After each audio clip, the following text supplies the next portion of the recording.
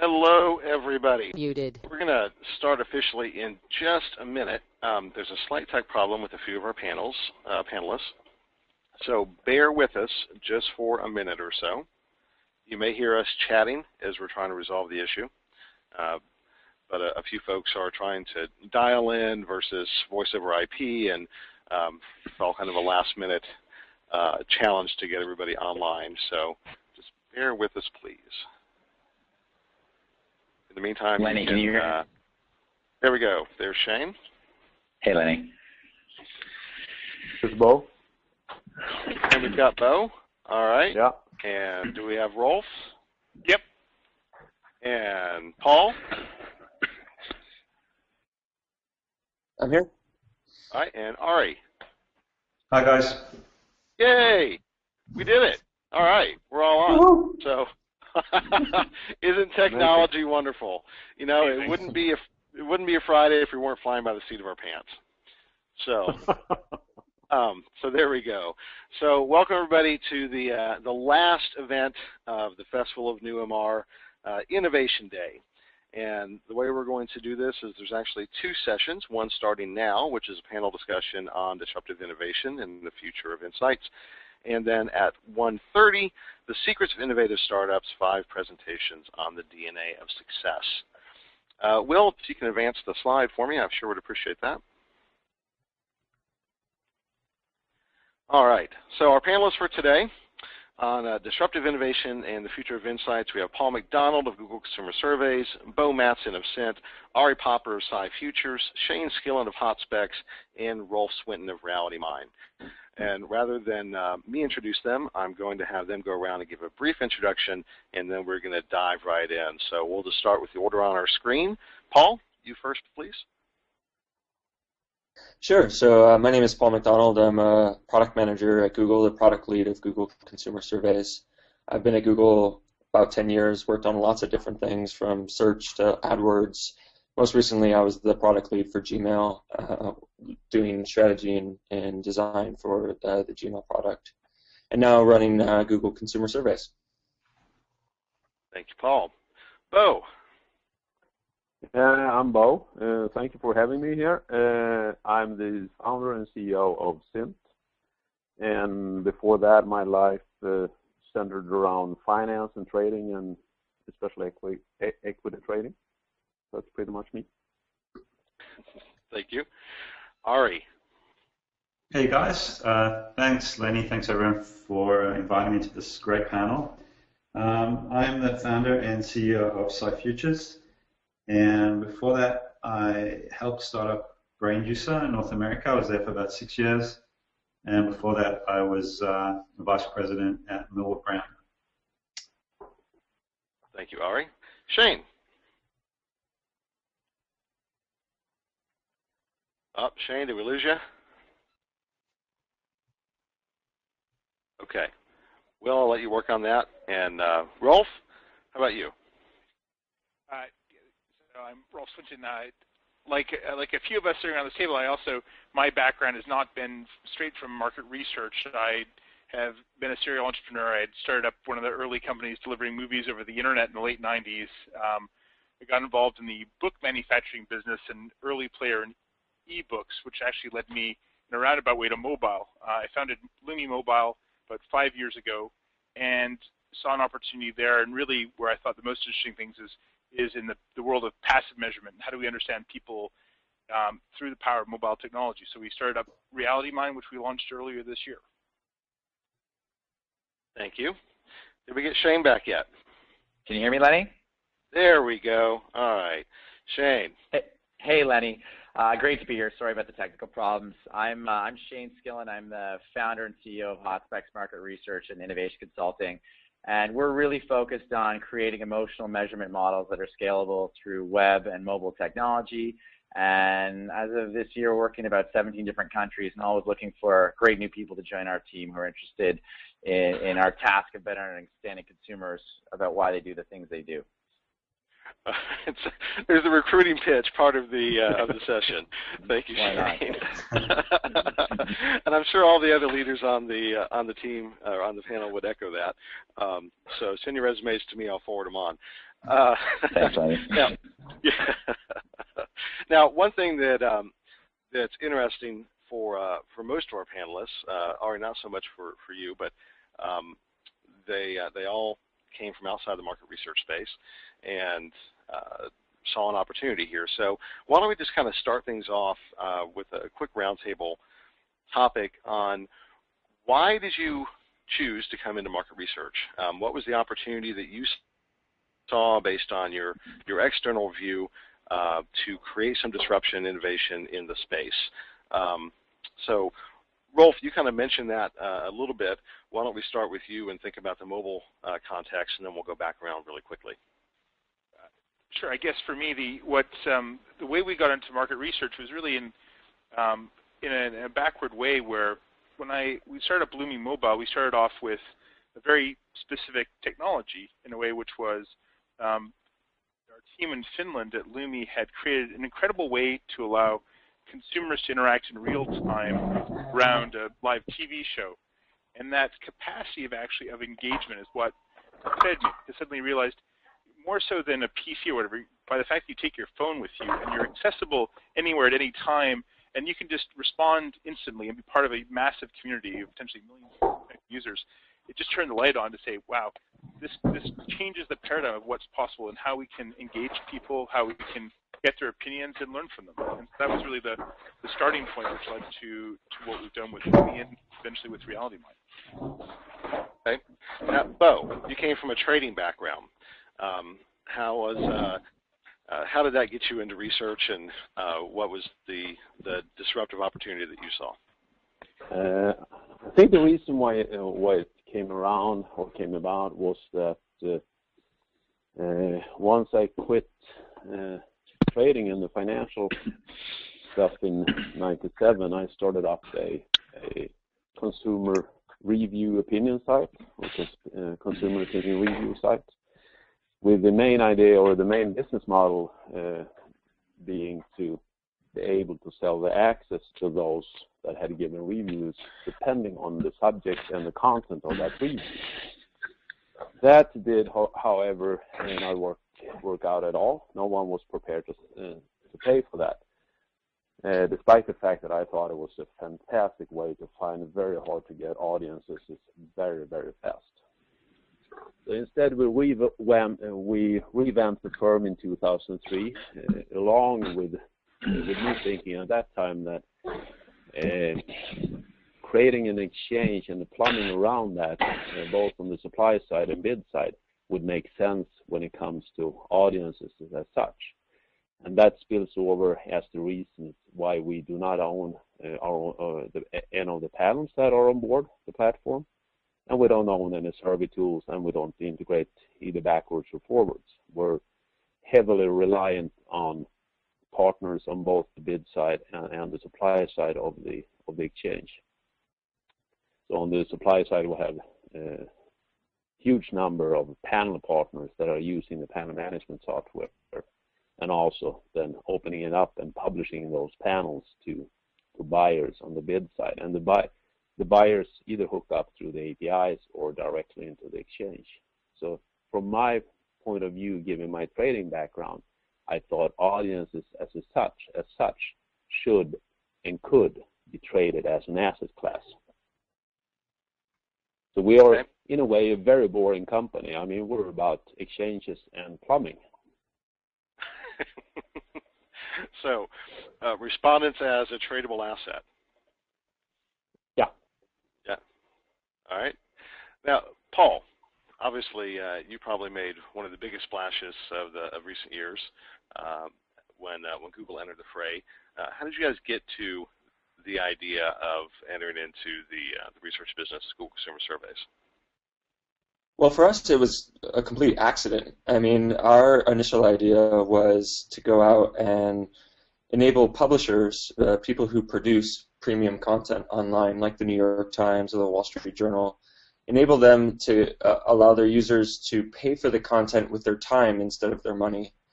And we had several ideas of how users could do that. One was doing what we called human computation tasks, things that humans were good at doing but computers weren't very good at doing, like labeling an image or categorizing products, doing things that could be useful for us at Google.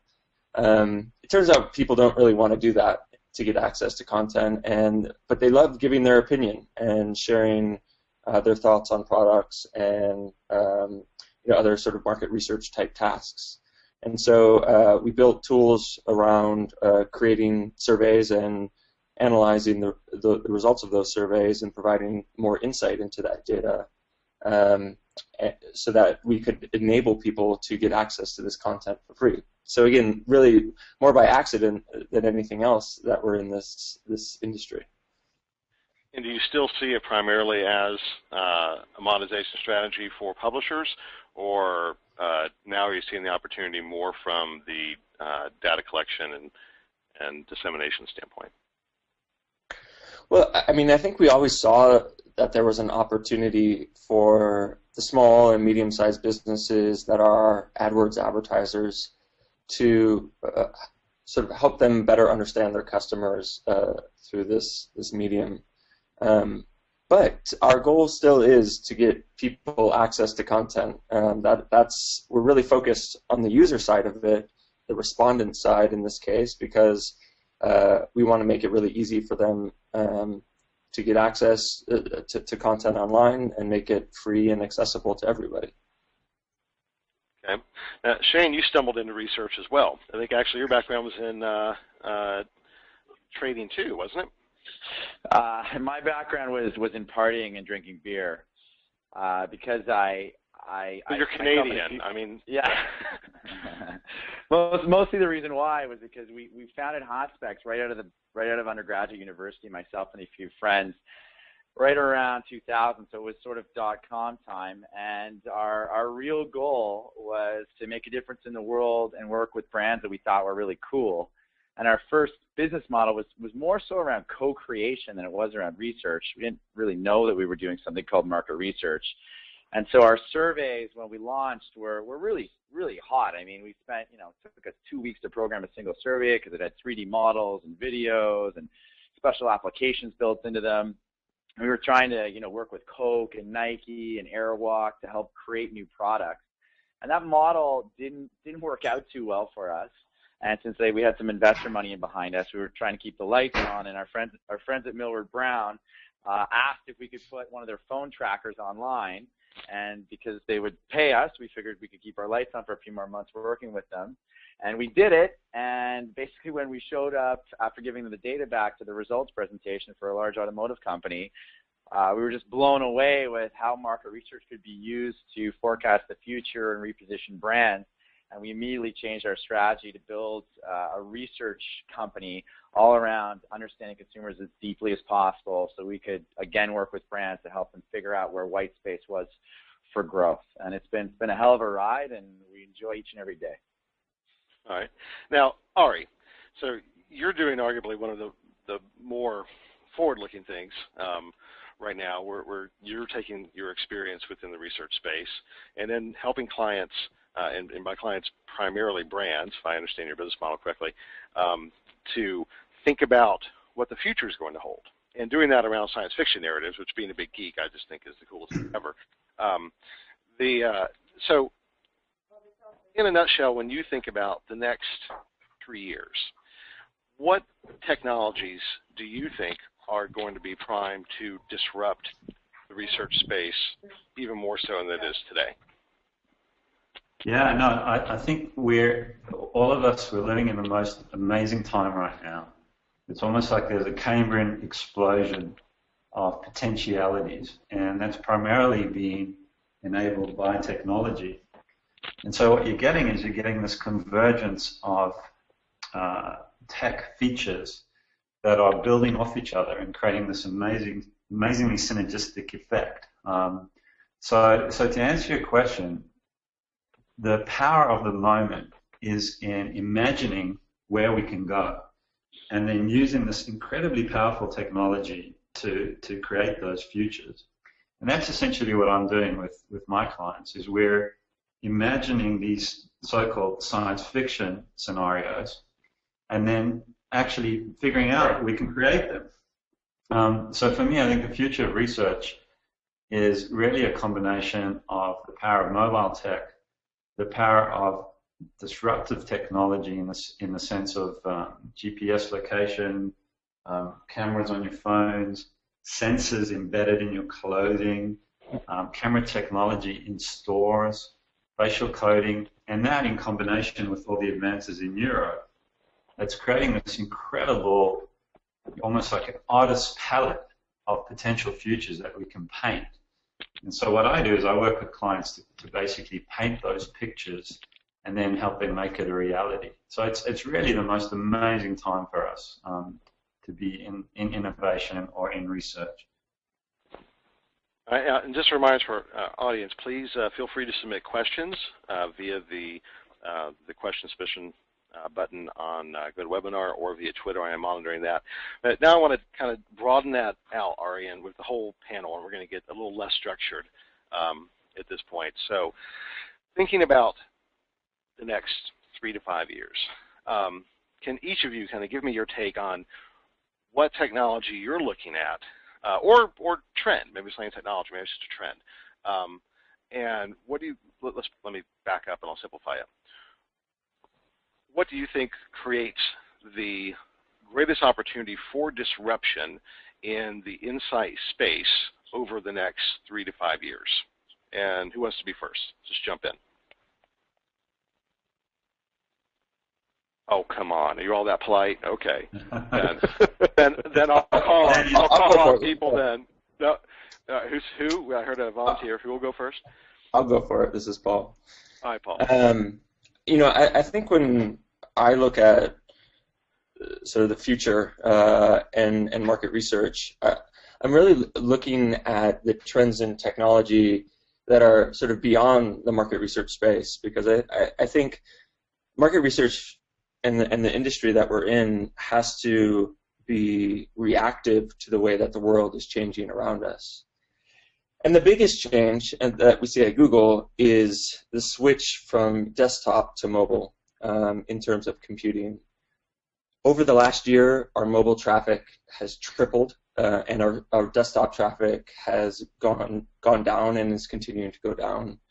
If we look at smartphone usage, there's almost 1 billion smartphone users in the world today, but there are 5 billion people that have mobile phones. So as the technology becomes cheaper to create smartphones for people who really can't afford them today, that trend is going to go towards having, you know, instead of 1 billion, 5 billion people with a computer in their pocket and access to the internet. And the sort of scope of that change is it's incredible. It's hard to even comprehend how quickly that's happening. I mean, just take a look at India in particular. May of 2012, the mobile traffic or mobile internet usage surpassed desktop usage for people in India, and that is going to happen all over the world. And so when you think about market research and specifically data collection, you know, over the internet, the old way of doing things, the 30, 40-minute panel or surveys through online panels just isn't going to work because people aren't going to spend that time on their phone and people aren't going to be on the desktop to do it.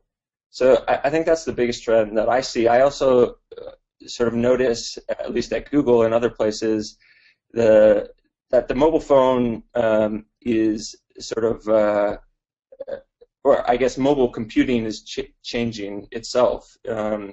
Instead of being, you know, a phone in your pocket, it's eyeglasses that you're wearing or a watch on your wrist. And so, you know, I think the way that people interact with the world around us is going to change because of mobile computing, and that's easily the biggest trend that we see here. Okay. Yeah, I would agree. We'll circle back around to Google Glasses in a few minutes. How the form factor may change things, but so let's go on. And I'm guessing that each of you are also going to say mobile, but let's confirm that. So, Bo, what do you think?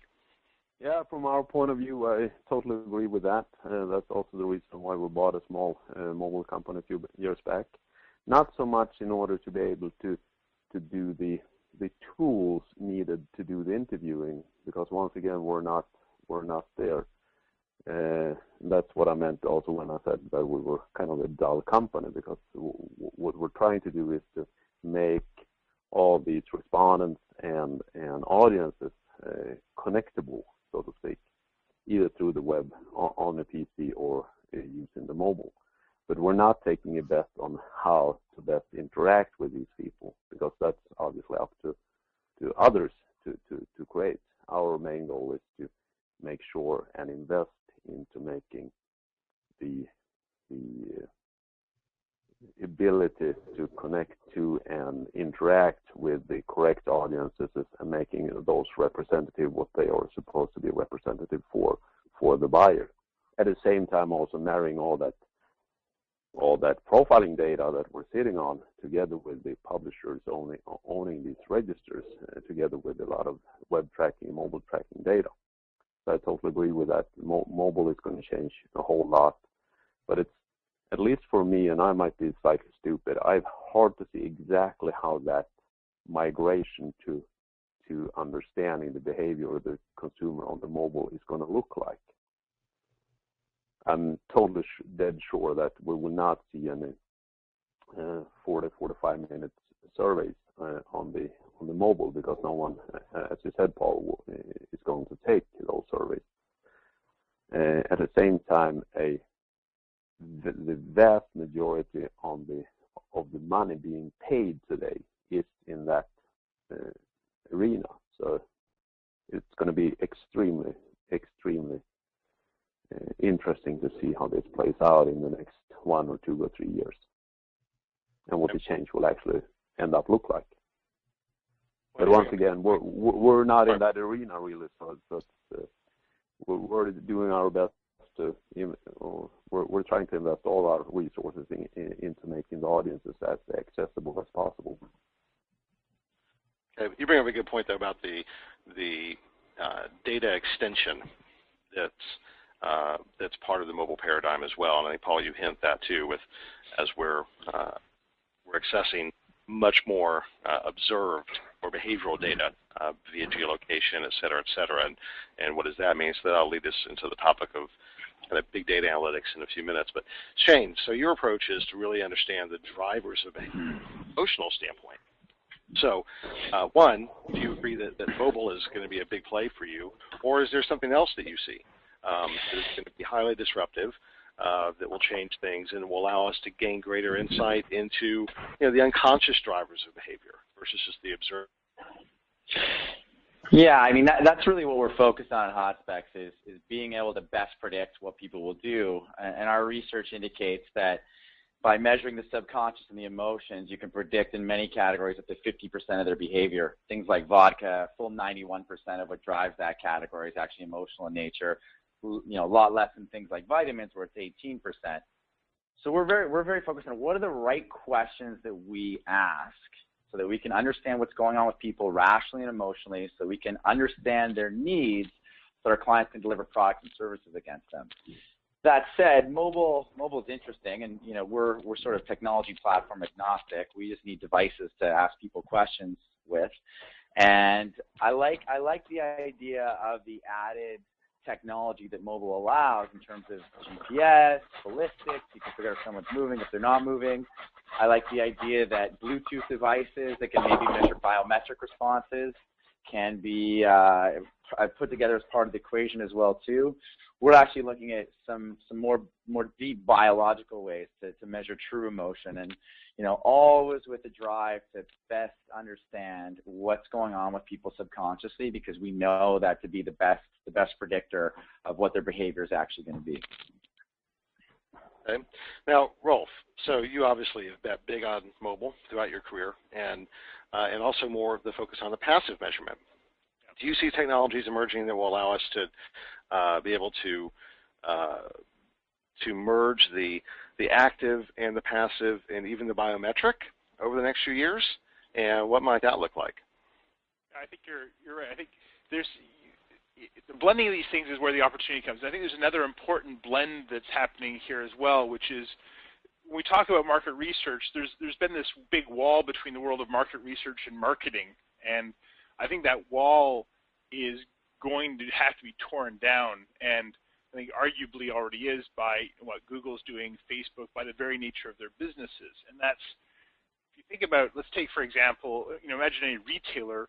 Retailers have been trying to understand when someone's going to buy something, and have spent a lot of money with people like Dunnhumby to run loyalty programs to track expenditure in that, where really what's a mobile device now? But in fact, it's like retailers now have the capacity to have their own Dunnhumby running in the pocket of every one of their customers, where you've got a device which can be tracking someone's behavior along their entire path to purchase, and they pull it out. You can use your camera to even see how they're feeling, to the point about emotion. You can see what's their emotional expression at the time they're making a decision if they're looking at something and choosing prices. So I think that the blend of this, to get away from a probabilistic model of research to actually having highly detailed profiles of individuals is what this technology enables us. So it's necessarily going to have to be a blend of these tools. Passive research is going to help us understand a lot of behaviors. At the same time, you never understand the full picture. So the whys are always going to have to be answered by a question, although perhaps you only need to ask one or two and get away from having to ask dozens and dozens of questions in a long survey format all at one time, which what person wants to spend the time now? It's very hard to get people to do that. But if you can be smart about blending these things, as you said, let's understand the emotion, let's understand the physical state, where they've been coming from it, and then finally ask why did you buy this, or why didn't you choose this other thing? It's going to help people get to very rich views on what's actually making us tick a lot more efficiently. So you're describing a more holistic engagement. A few times this week, this has just resonated with me, and I've spouted out a couple times that P&G recently said that their goal was to have an individual one-to-one relationship with every person on the planet.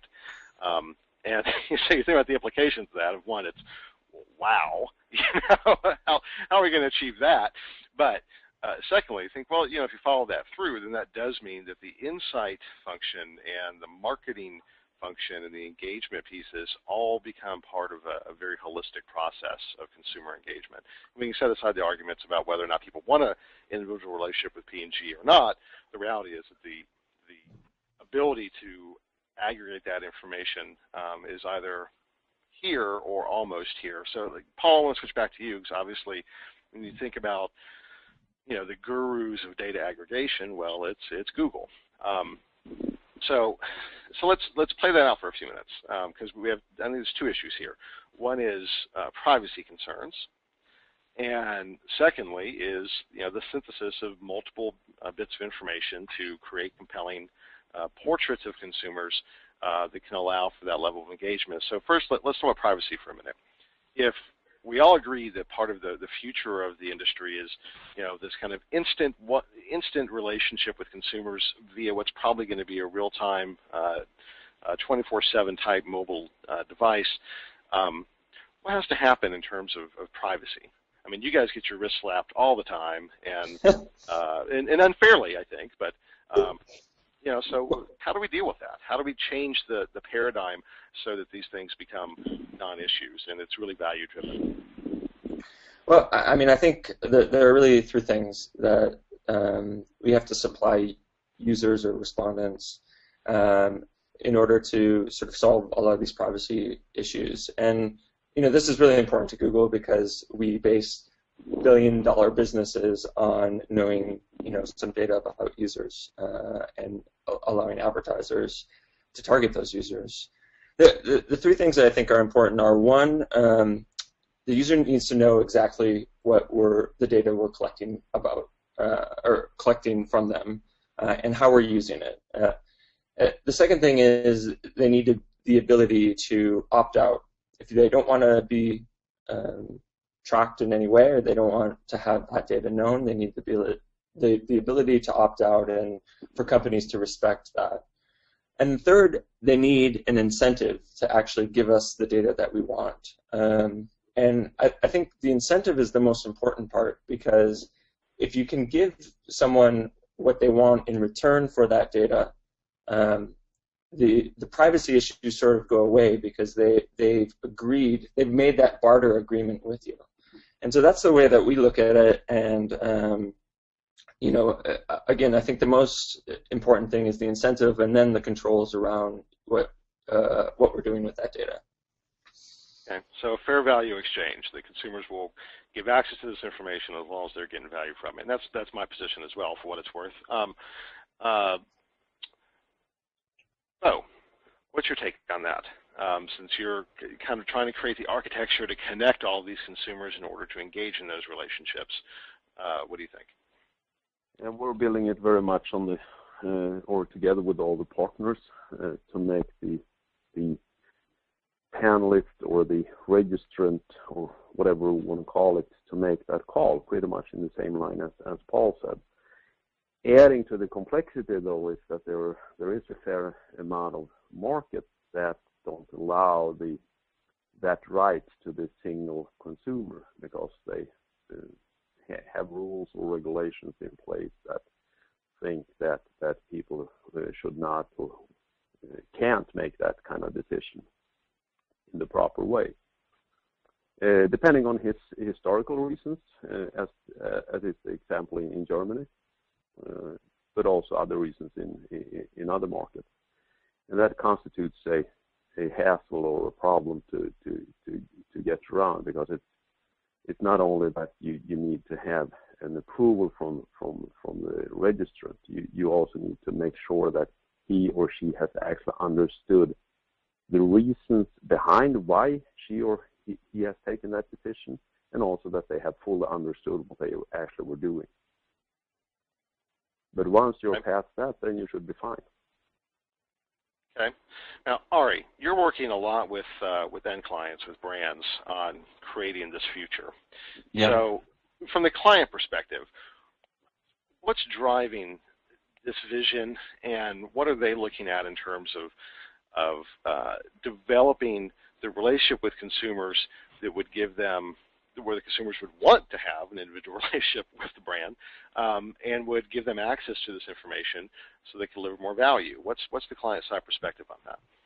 Yeah, I think the clients that we're talking to and working with, there's a real appreciation and sophistication, understanding that the world as we know it is changing, and if they don't radically change the way they do business in the next 5 to 10 years, they're going to be out of business.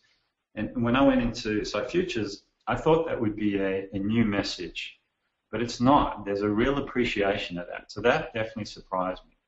However, and there's always a however, there's a real kind of lack of certainty, confusion, almost like a paralysis that our clients have, because they know they've got to change, they know they're going to be disrupted, but they can't really figure out how to do it. So the challenge really, I feel, for all of us in research and in innovation is to help our clients understand the potentialities that exist, and to do it in a way that's really accessible and meaningful for them. So, for example, this particular issue, how to connect with customers in a way that's transparent and meaningful to them, and also to do it in a way that's disruptive and engaging. For me, I think the best way to do that is through storytelling, is using our natural ability, our instinctive ability to communicate with each other as a facilitator of understanding how to do it. So when I work with clients, what I've found is that they get very excited about the world we live in, but they're terrified and or paralyzed. So what we do is we help them by using narratives to get to those futures. The other insight that I've found is that clients don't only want visions of the future and stories of the future, they want us to actually help them create their future. So what we've actually been doing is we've been partnering with technology companies, people who specialize in things like augmented reality, 3D mapping, mobile phone, the latest mobile tech, sensors, biotech, so that we can actually come to our clients with these solutions as well. So yeah, it's a fascinating time. There's no silver bullet or easy answer. But what I've found is a way to make it more accessible and digestible is through stories and through narratives. I think there's something very important about this, your point about narrative. It's Rolf here. And I think there's a enormous challenge with all of this amazing information we're getting in profiling, which is how do you make it accessible? And I think storytelling is clearly one. And I think there's another huge opportunity here, which we're just scraping on. Why have infographics become such a popular thing? Because they're solving a problem of how do you tell a story with data in ways that people can understand. And I think the cracking a visualization of data, how do we really make all this stuff intelligible and useful so you can play with it? It's still, there's an enormous gap between the mounds of data we pull up every day from capturing things from people's mobile devices. You can drown in it. If you're not very clear about the question, what do you want to understand about driving behavior? And if we can't create tools to actually mine it, then we're missing a huge opportunity in really making the most of what the capacity we have here to see what's going on. Yeah, absolutely. No, I think just to add on that, I think storytelling and narratives generally have been poo-pawed or seen as almost like a light business tool, but really they're an incredibly powerful business tool. And I think the challenge that we have as leaders in our industry is to elevate the role of the humble story as a legitimate, powerful business device.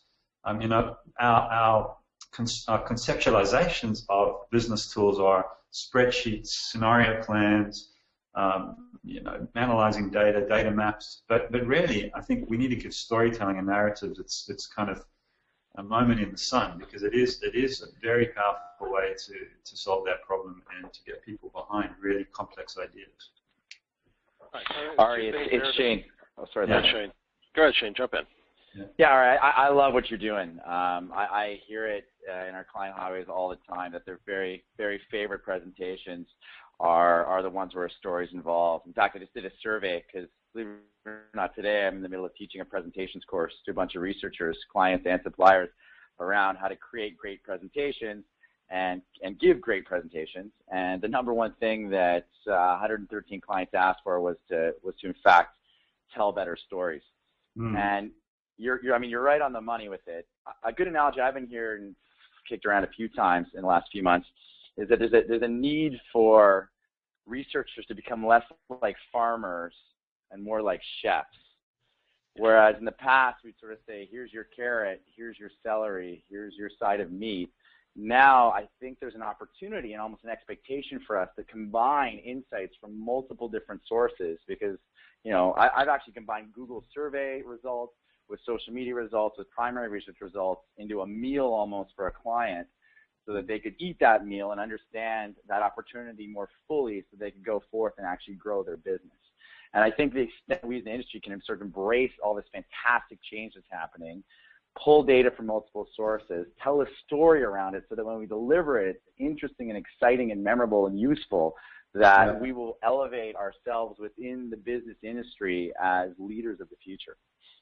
Yeah, great point. And I love what you're doing, Shane. You're using metaphor as well as a way and analogies as a way to communicate. This whole idea of being a chef, and I mean that's exactly the kind of communication devices that we need to use to really help people get what we're trying to say. All right, so let's follow that through for a minute, because I think there's a couple of points in there that we should dive into, and one are the implications from business models for current research providers. Secondly, how to transform the research function on either the client or the supplier side into this, Iron Chef of insights type of model. And then third, what tools are going to allow us to do that? Because currently a lot of the research is focused on the tools. The model we're talking about, the tools become secondary. The tools are simply enabling technologies, and it's going to come from a variety of different places. My bet is primarily not from traditional research suppliers as the tools evolve. So first let's think about the business model implications of that. Shane, you're the only one on the panel who is running a full-service company. You know, everybody else is primarily tech-focused, or like Ari and I are consultants. So when you think about the implications for your business as a full-service provider, where does that take you? I mean, it's a great question. You know, our fundamental goal is, I mean, we're sort of methodology agnostic. We want to uncover opportunities and best understand consumers to meet our clients' needs so they can grow their brands. A lot of our learning over the last 4 years, and, you know, millions of dollars invested, is really around how we actually measure 96 different distinct emotions at HotSpecs, and each emotion we view as a different sort of chemical signature that happens within the body. And we have a model that predicts what someone's going to do to the extent they're actually feeling that emotion. So that's kind of our core model we apply to packaging and concept testing and planograms and advertising and web pages. Our challenge now is how do we increase our predictability by pulling data from other sources, and more importantly, how can we be more nimble by using these new technologies that are coming online, by using Google surveys when you got to do something, you know, in a day to get back to a client because they don't have a week or 2 weeks to wait, the standard time to get deliverables back. They just need an answer. And so, you know, our folks are constantly, you know, following you, Lenny, and reading everything that you write, and all your folks at Gen 2, because you've got a really good vibe about what's going on out there. And so checks in the mail, Shane. Thanks. Yeah, we're constantly, and that's it. I mean, if you're not following what's going on, because things are changing really quickly. Like, if you think things have changed quickly up till now, it's only going to get faster and faster. I mean, it's Moore's law. So the trick is to stay constantly on top of how technology and biometrics and psychology, and even things like how Ari's working on, how do you best embed the insights in the organization? Because if you miss that last mile, so to speak, then it's all worthless anyways. So our challenge is to sort of, you know, we have a hypothesis about where we think it's all going and how we can best position ourselves to use multiple technologies, multiple behavioral models, and multiple deliverable sort of capabilities to bring forth a best practice solution for clients, whatever their challenge might be. So to build that model of a culture of innovation, Paul, I want to ask you, because, I mean, obviously, Google, one of the biggest companies in the world, it seems like you're always teetering between that potential of becoming very, you know, stolid and stodgy and set in your ways like most companies your size get to, but instead you haven't. You've dodged that bullet and continue to embrace the new and try and push things forward. What is it about the DNA of an organization that can drive that culture of innovation, that ability to pivot and shift and change and leverage the success of the past, but be nimble enough to be able to be opportunistic about new opportunities as they emerge? Well, that's a good question. I mean, I think the way that Google works is a little bit different from most companies.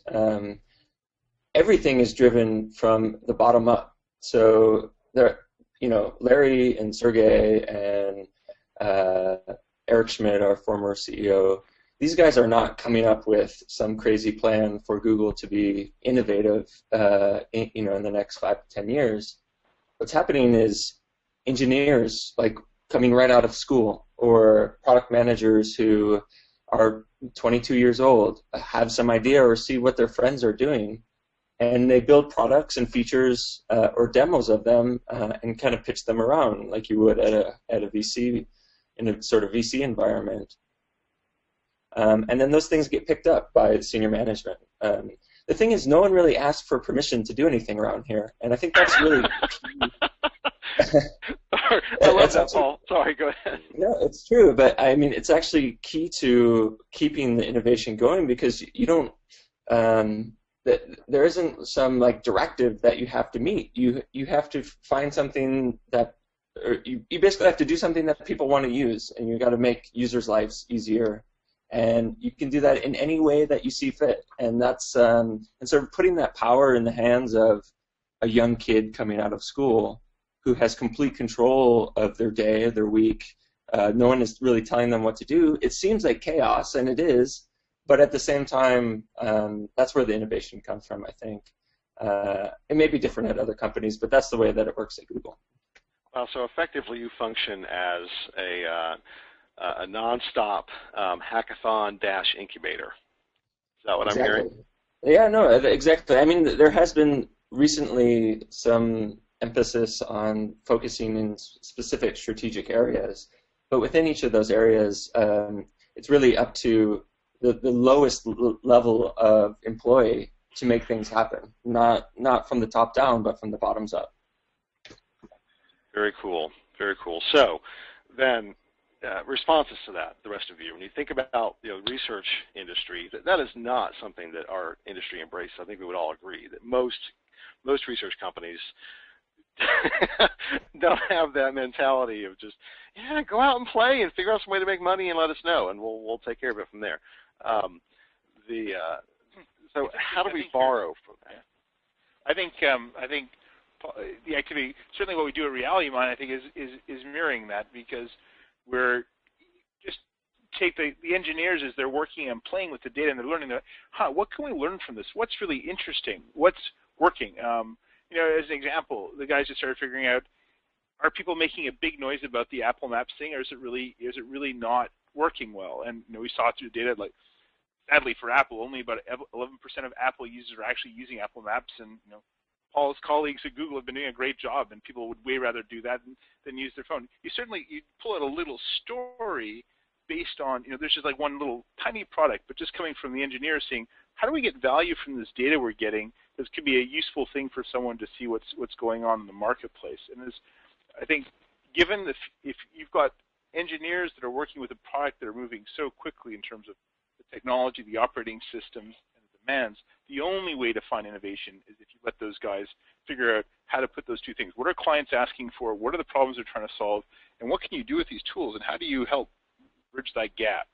I think it's incredibly important to let those guys have the free rein to actually experiment and come up with those ideas. You can't move fast enough. You certainly can't do that top down and make the most of the talents of those guys. So part of that then has to be changing the relationship between the research supplier and the client. Since, well, I just said, most research companies are treated as a supplier, as a vendor, as a widget, not as a trusted advisor. There's certainly exceptions to that, and there's certainly a lot of companies that are moving past that, which is very hopeful. But what I'm hearing then is that, may I add something to that, Lenny? Yes, please, Bo. Jump in. Yeah. Yep, jump in. I think we need to have a great respect for the fact that most market research firms are working in a financial mood, if I put it that way, that doesn't really allow for them to be extremely innovative. They don't have the margins to do that, and because of that, they come across as being slightly staid. But I think the main reason for that is that it would be there is risks, or there are risks involved. So when we work with our market research clients, we try to make it very obvious to them that their traditional procurement chain and supply chain is costing them an enormous amount of resources internally. That if they invest in creating a much better supply chain, they will also free up a lot of formerly very costly resources that can be used to actually create those better, or not bitter, but better, to create those better insights that they have constantly been looking for. Right. But that there needs to be a opening up on the financial side. Otherwise, they will not take that step because the risks involved are just seem to be too great. Great point, and agree with you 100%. I mean, this is a cost-plus business for the most part, and even the largest research organizations that make most of the money off trackers and in syndication still don't have significant margins to be able to invest heavily in internal innovation. And quite frankly, it's not even they're culturally they don't necessarily support that. They acquire exactly, but I think one of the main reasons are that their supply chain looks like hell. Pardon my French. I mean, if cars would have been manufactured in the way market research, great research, supply chain-wise, the cars, we would not be able to afford the cars. Okay. I don't disagree with that at all. Okay. Go ahead. Can I interject here? I mean, I think, sorry, this is Paul from Google again. I think if you ask anyone at Google, like, why is Google innovative, or why do we keep being innovative? People have a hard time answering that question because it's not something that we think about. And when you talk about market research companies that can't support innovation because of resource constraints or financial constraints, I think that's the wrong way to look at it, because that implies that they're going to have some process for innovation, and I don't think you can do that. What you have to do is empower people at the people closest to the clients, the people who have access to the data, to come up with something new and pitch it to the clients, regardless of whether or not it's going to be successful or not. You have to think about you have to think sort of budget, I guess, in some sense for some amount of failure. But really, it's about sort of empowering the lowest level employees to do things that are interesting, and not like having a process for innovation. And maybe that's what you guys mean, but it comes across as sort of strange question to me, because we don't even think about how to innovate. It just is embedded in what we do. I totally agree, Paul. I don't think you can order innovation, but what I mean, I think they need to have a much better supply chain process in order to be able to dare to take the step to tell all the new employees between 20 and 25, well, please try something new. Otherwise, they will just put them straight into the current organization and tell them what to do. So your point, Bo, is that traditional market research companies need to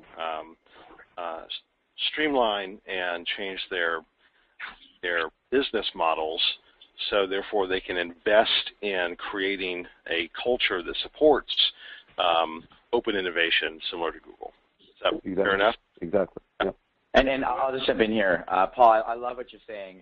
It's something we've been very successful with over the last 4 years now, where we've just asked some of our bigger clients, these are some of the biggest companies in the world, to come on a journey with us and to create a safe space where we can fail, where we can learn, we can partner together, we have a good time, it's exciting, we have new discoveries, and I'd say in 9 out of 10 cases where we've gone on a journey with a client to co-create a new model, it's been successful.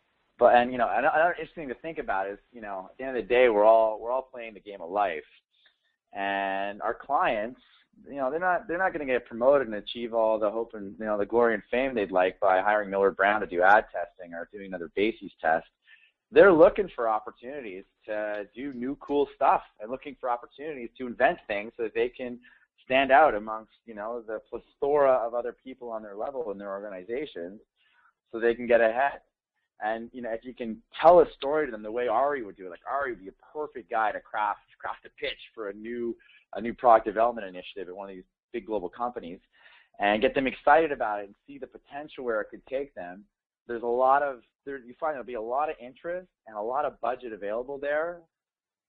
They can help co-create new methodologies that will both be fun and exciting for them to do, can help grow their brands, and also help them make a name for themselves as well. Guys, we're closing at the top of the hour, so there's one other question I want to ask, and then I want to get to kind of a closing vision statement. So, listening to the conversation over the last 45 odd minutes, what I'm hearing is that the keys to opening up the possibilities of disruptive innovation within our space, and that means the traditional players engaging in that process. One is going to be opening up our eyes and engaging outside of research with other sectors where a lot of the technology is being created that can be harnessed for disruption. Fair enough? Two is our business models we need to look at those in a very hard-lined way, try and move away from the bulky supply chains you were talking about, Bo, that are fairly inefficient and cost drive up internal costs and take away the budgets to be able to funnel into innovation. And then three, a cultural shift to be open to risk and experimentation and engaging with our clients as partners in doing that. Is that a fair enough summation of what I'm hearing? Yeah. Yeah? Okay. So then in the last 5 minutes that we have, then here's my question for each of you, and we'll just go around. 2 ideas from each of you on how to make that happen. Just 2 off-the-cuff ideas. How can we make that shift occur? Because my personal opinion is if that shift does not occur, then the next 5 to 10 years we'll see the radical transformation of this industry in a way that most people in it don't want to see. Kind of obsolescence, because all these things will be coming from outside and other players will usurp these roles. So, Rolf, why don't we start with you? For 2 thoughts on how do we co-create this future? How do we make it happen? First, I think for me, the number one is there are a number of amazing clients we've worked with who are insights in these very large market research organizations that if they weren't willing to take risks and experiment, I wouldn't be in business. And I was on the phone with one of them this morning, and the problem is though that they, if I talked about what they were doing, they'd probably get in trouble because they're bending the rules inside their organization to actually really innovate and try to push their business forward. So I think it's actually in a practical way. I think they need to take a page from the book that Paul was describing at these larger companies and say, how do we celebrate this and manage the risk in an intelligent way to actually really push innovation from the bottom, or from people who are on the coal face because they see that. At a very practical level, I think that's absolutely number one. And I think the second part is I think that people who want to try to push this forward need to accept that they've got to get out of the office and go and work in a different part of the space for a while, or exchange. Like, I think there'd be nothing better than people from the market research firms to go and how do we go do a job exchange with a Google, with a Facebook, with someone in a very different space to actually really see how this technology is working, because the way that consumers are behaving, to actually see that from a very different perspective, I think is instrumental. And to get out of the trench of looking at how do we solve things with the traditional market research processes and tools. Oh, Rolf, still there? Yep. Okay. Sorry, you kind of faded there. No, sorry. No, that's it. Those are my 2 points. So, Okay. All right. Shane, we're just going to go down the line in reverse. Yeah, I mean, I'd like to see CEOs on their conference calls and the 10Ks and their annual reports when they're talking about a new product success or sales growth that they've achieved. I'd love to see them reference how insights allow them to achieve that success. And I think as an industry, we don't spend enough time focusing on the ROI for marketing research. I don't think we fight for enough credit in the brand and business growth we create and the risk we minimize. And I think it's an ongoing challenge. But as insights professionals, if we could start to think about that more often and let people know that things like Swiffer and Febreze would not be possible without a really solid state of insights underneath them. In fact, Febreze, when it was launched, was a complete failure until the insights department figured out a very unique way to sell it, which you can look up online if you're interested. But when they talk about the success on the conference call, the fact that insights figured that out is not mentioned, and I'd really like to see more and more of that in the future. Okay. All right. Ari. Yeah, no, I agree with you, Shane. I think we got to earn that respect as well as researchers. But I think the narrative is changing. So even just thinking back 6 years ago, there weren't very many innovative research companies, and the degree of innovation was actually fairly simple. And we really have this Cambrian explosion right now of innovative companies and innovation within companies. But I think for me, what's clear is this radical disruption. It's happening, and it's going to happen. And I'm reading Asimov's Foundation series, which is really interesting if you haven't read it. But they talk about these psychohistorians who can literally predict tens of thousands of years into the future, and they know that there's going to be radical changes. And there's nothing we can do about it apart from smoothing the process and really helping to make it less painful and less barbaric. And that's what I think our role should be. We should use stories to help our clients smooth and streamline this radical transformation that's going to happen, using narratives, using our insights about what really makes people tick, and using technology to facilitate that as well. So for me, I think it's going to happen. It's going to be crazy. It's going to be disruptive. It's going to be chaotic. But let's go in there and embrace it and use these tools that we know can really help us make the most of this environment that we live in. Okay. Thank you. Bo. Well, being the dull guy here working on the supply side of things, I'll come back to that again and say that our focus is entirely on making the procurement and supply chain a lot more efficient. I mean, for the last 10 years, there has been a great focus on what the cost of a sample is, but the actual cost for producing that or the data collection is not so much about the sample. It's around how much do you pay the people that you have actually employed to do that for you.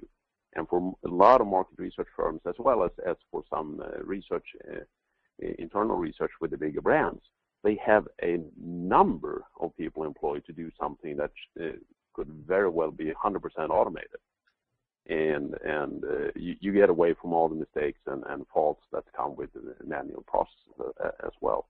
And take that money to invest into all these cool tools that everyone else is talking around, and also getting perhaps smarter people employed that are more leaning towards innovation and getting ahead with the understandings of their clients and be able to actually deliver stuff that the clients are prepared to pay for even in the future. And I think the current way of how things are being done is, if not stupid, so at least on the verge of being stupid, without trying to sound arrogant in that. But for some firms, especially the larger ones, they are doing it in pretty much the same fashion as they did 50 years ago. The only thing that have changed is that I've switched the telephone to online, but they have not been able to harness the internet's possibilities in a way to make their processing powers much smoother and much more efficient. And I think that would unlock a wealth of resources that could get used in a much, much better way. So I'm trying to be very practical around the situation, both of the brands themselves and how they work, but especially the market research firms. And we see that the smaller, newer market research firms, they are so much faster to embrace this, and through APIs and everything else, embed a possibility to connect with consumers and business-to-business people in a much faster, smoother, and more efficient way, instead of having hundreds of people trying to work that for them. Thank you, Bo. Nothing dull about that, my friend. Paul, why don't you wrap us up? Yeah, so I mean, excuse me, I think if you want to create a culture of innovation in your company, you have to empower the folks at the lowest levels of your organization to build and create new products by giving them the freedom to ignore processes and red tape and the way that things are traditionally done and convention, and allow them to do sort of higher level activity. I think the way that you do that is sort of to echo what Bo was saying, is to offload a lot of the process that the lower level folks are doing today and allow them to level up.